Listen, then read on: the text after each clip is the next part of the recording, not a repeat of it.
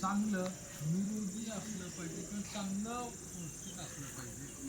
त्याच्यामध्ये आपण सकाळी लवकर उठून ब्रह्ममुहूर्तावरती सकाळी 4 वाजता जर आपण उठून फ्रेश होऊन आपण 10 मिनिट मेडिटेशन करायचं.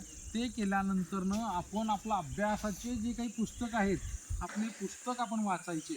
आपलं जे काही सिलॅबस दिलं गेलेलं आहे, जे काही अभ्यास दिला गेलेला आहे, ते कमीत कमी आपण सकाळी पहाटे ब्रह्ममुहूर्तावरती उठून जर अभ्यास केलो, तर आपल्याला जास्तीत जास्त लक्षात राहील.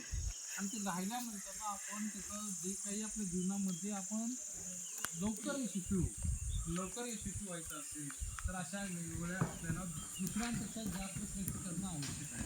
दुसरे जे काही सकाळी 7-8ला उठतात, त्यांच्यापेक्षा आपण वेगवेगळ्या प्रकारची जास्त कष्ट केलं पाहिजे ना आपण सक्सेस व्हायचं असेल तर. बरोबर आहे का नाही? कष्ट केलं पाहिजे का नाही जास्त? त्याच्यामुळे आपण लवकरात लवकर उठून आपण योगा, ध्यान आणि आपलं जे काही सिलॅबस अभ्यास आहे, जे काही आपलं चांगलं आहार आहे, ते आपण घेणं आवश्यक आहे विद्यार्थी मित्रांनो. आपण जर चांगला आहार घेत राहिलो, चांगले विचार करत राहिलो, चांगले आचार